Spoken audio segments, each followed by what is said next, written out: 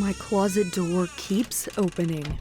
Posted in Reddit no sleep by user bad guy window. If you like this story, you can check the link in the video description. Be warned and hang onto your seats. This video may contain disturbing content. Viewer discretion is advised. Maybe it's just me, but in the past, I used to love reading creepy stories that were as real as possible. But like some crazy guy breaking in and holding a family hostage? Love it. Somebody stalking someone else in the middle of the night while they're walking home from the bar? Absolutely yes! That's my jam. That was my jam until it was my turn. I guess that whole saying of what goes around comes around may have some truth. I mean, I always thought it was like a way of saying, hey, if you're a fool, then people will be a fool to you. But maybe it's also a bit of warning for those of us that love the scary stuff. Maybe it's telling us not to get too excited about it, because maybe one day it'll happen to you. I mean, why else would this have happened to me? A freak coincidence? Maybe. Anyways, it was 14 months back when it all began. I was in my junior year of college, and it was whatever. So we rented this house. It was ugly, honestly, but it would do the trick. There were 6 of us in total, but only 5 bedrooms. So someone was going to have to take the spare room in the basement. I was the one who got the basement room because I wasn't a pansy. All the others lived up on the 2nd floor, and I was alone. Got the washer and dryer to keep me company, right?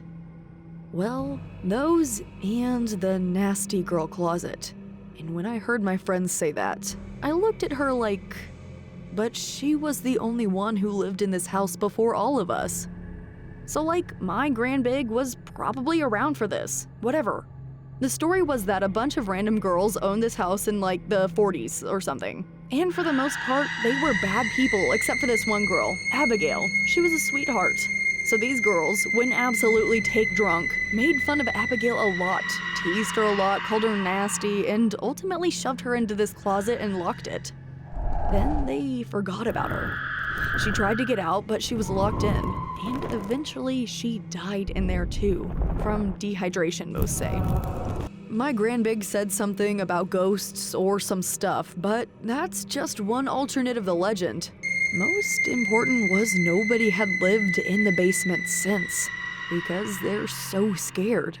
But I wasn't, so I moved in, and I made sure to yank open that girl closet and see what all of this was about. It was empty, and it looked like half the wall was busted out because it was boarded up. It also had a bunch of spider webs and graffiti and stuff everywhere. The first week was fine, even though everyone was always like, you're so brave, and you've got more balls than me, and dude, it's haunted, be careful. I just shrugged it off. It's hard to be scared of ghosts when you don't believe in that stuff.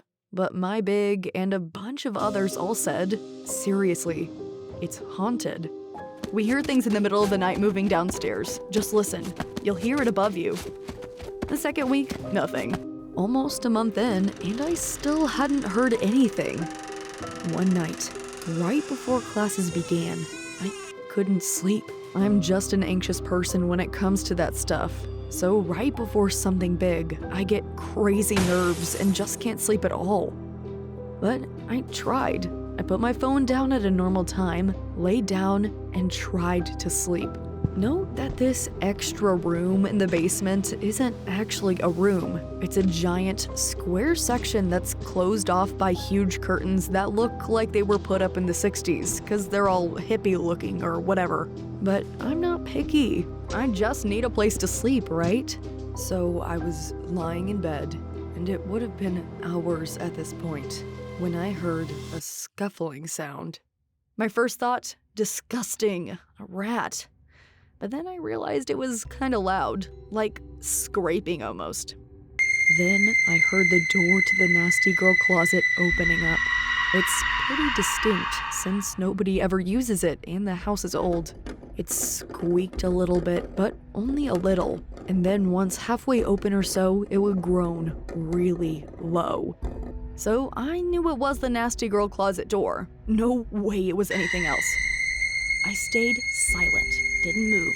My first thought was, someone broke into the house and hid in the nasty girl closet. footsteps scurried across the basement floor and up the stairs, almost near silent. See, 'cause now I'm not a very big girl, but I've got some meat on my bones, right? But even then, those stairs scream whenever I use them. The scrawniest of us all, she walks down those stairs and they're loud too. So to hear them basically silent, yikes. There was walking upstairs then. That's when I decided to call the police. They got there, checked the house, and checked the nasty girl closet, but nothing. Nobody was around. And so, after the cops left, everyone was like, bro, what the hell, you were just dreaming. But I wasn't. Because the nasty girl closet door was open when I left my room. It's always shut. There was nothing I could do at the time. A few days passed, nothing happened, though I noticed that almost every night when I woke up, the nasty girl door was open.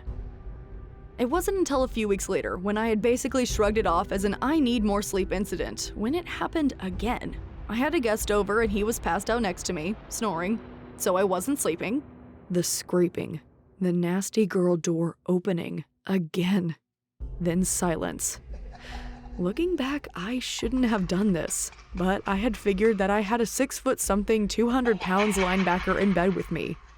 Might as well tear that door off its hinges and see what's up before I'm alone again downstairs. So I got up, ran out from under the hippie sheets, and bam! The door shut right in front of me. Linebacker bro woke up from the slam, and we opened that door so fast. But there was nothing. And I only thought of it as a ghost, but it did not make sense. Linebacker guy said I was just pranking him, but I wasn't. He left in the middle of the night, so then it was just me and the nasty girl. Nothing else happened that night, thank God. It was quiet for a while afterwards, but I wasn't sleeping. I stayed wide awake, light on, music up, basically staring at that stupid door until dawn.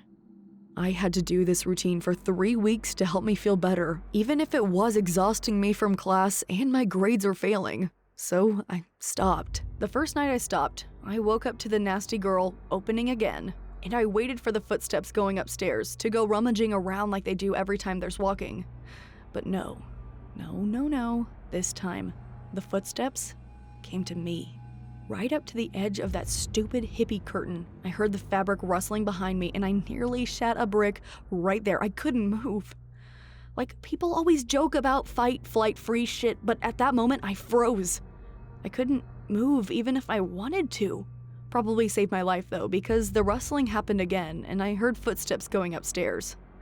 I had the courage to go to the nasty girl closet right then. I mean, I certainly don't look like I'm final girl material, but I had my phone, my flashlight, 911 up, and I grabbed a kitchen knife before bed, so I was set. I got over to the open door and towed it open. The wood slats lining the back? Yeah, those were on the ground, revealing a giant hole in the wall. Big enough for, say, a skinny person to shimmy in there? That was that. I called the cops again, got in bed, and whispered for them. Once again, nobody was in the house, but I showed them that space in the wall and they went in. We had to wait outside, but I nearly threw up when, an hour or so later, they came walking out with some old dude handcuffed. He looked on the brink of starvation and was terrifying.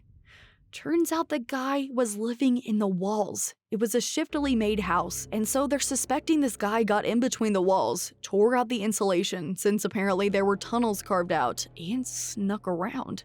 He had a ladder leading up to the first floor, and there was a giant hole behind the fridge. So yeah, basically that happened. For basically 5 months, this guy was living in the same room I was. He lived in the nasty girl closet, and I never even knew. We didn't notice any food going missing, nothing disappearing. He may have even lived there until he died, and then people would have only known because they smelled his corpse rotting in the walls. But I was there, right there with him the whole time. I'm lucky he didn't try to serial kill me or something. I mean, I know he was likely homeless and probably got in a long time ago in between owners, but still, it wasn't a ghost, just a homeless whack job guy living in the walls. So yeah, I check my closets now, often, and make sure there are no holes in my walls, just in case. As the saying goes, sometimes the things in our heads are far worse than anything they can put in books or films. Bolt your doors and lock your windows, but be sure to hit that like button, subscribe, and ring the notification bell to get another Tide of Terror.